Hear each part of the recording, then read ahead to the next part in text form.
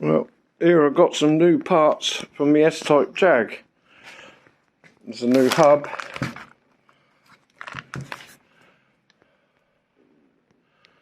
And the arm. And the 4 drop links front and back. It's so hard to get these out without the special tools that it's easier and quicker for them to do it if you just replace the whole arm. So there we have it, and I haven't got the bill yet. Ugh.